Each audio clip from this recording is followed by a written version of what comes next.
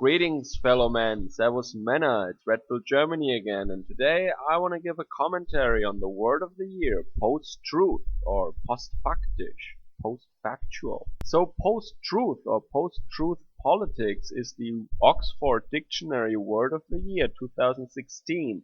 And of course, we all know where this comes from.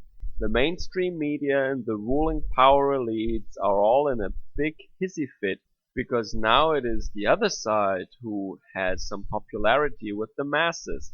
And I just have to say, me who is observing the political landscape for almost 2 decades now, I can just say that conservative people have bemoaned for 2 decades at least that the mainstream and the left do not care about facts and data and figures, but that they make their policies and that they win the elections by appealing to people's feelings, to gut feeling and by fear mongering and all that stuff. And there are great many examples for this kind of phenomenon, and people on the right were always frustrated that people will not listen to sound reason and rationality because they believe in these left-winged narratives, basically. Romantic stories of how the world should be or what evil white man is doing again, and it has nothing to do with facts, it has nothing to do with statistics and data and science.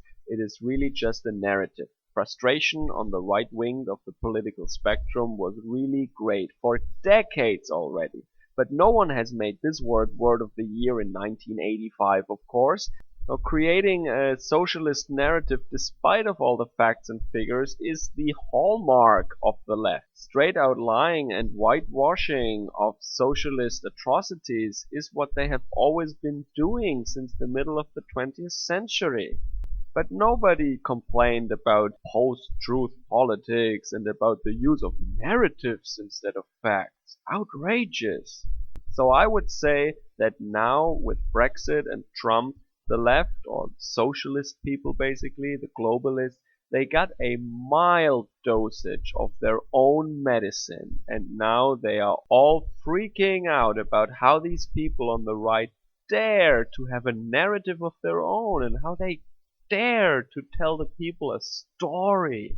And don't get me wrong, I would rather live in a world where we debate based on facts and rationality, but if the right decides after 20 or 30 years to give them a taste of their own medicine, I will not start to point fingers at the right now without saying anything about the past decades in which the left has done exactly that. But of course, in 2016, it becomes Oxford Dictionary word of the year. And this brings me to my second point, because the Society for German Language has also declared basically the German version of the word, postfaktisch, like post factum or post fact. They have declared that the word of the year in Germany also. And that just goes to show that we Germans, we don't have our own culture anymore, it seems.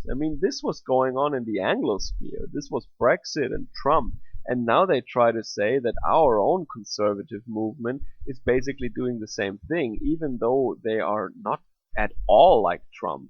And that goes together with this whole idea of fake news that they try to also start in Germany now, that they would just call different opinions and opposing views fake news or factually wrong just because it's a different perspective on the same thing.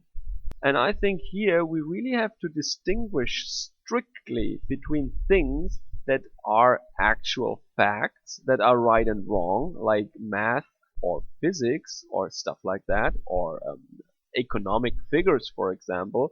But then again, there are things where you can have more than one opinion about. You can have more than one perspective on something.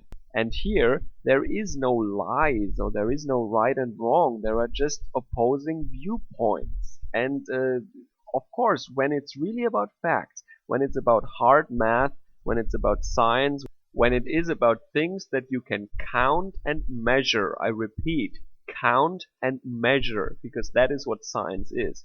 Science is about things you can count and measure, nothing else. These two things, count and measure. And when it's not about that, then it is not facts, then it is opinions, okay?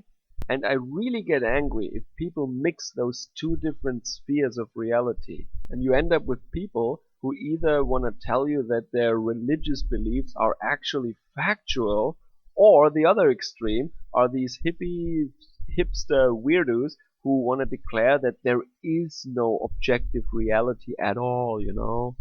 And this is why I think that all this talk about post-truth or postfaktisch is actually just sloppy thinking and more propaganda and more narrative actually. It is so moronic that people who complain about post-truth stuff are actually themselves, by doing that, saying something that is maybe not a lie, but at least it's not correct. So to sum up, I really enjoy the fact that the left, the socialists, got a taste of their own medicine, and also I would have to say that Germany really needs to develop their own culture again. It really annoys me that they just translate everything that happens in the Anglosphere, be it rape culture or post-truth or something like that, and they just translate it and they try to make it a thing here in Germany. Well, it's not a thing in Germany, but they are just too stupid and not creative enough to make up some of their own things. But that would be a topic for a whole different video series. So, I hope you had a great day. Enjoy the rest of the week. Servus, Kameraden.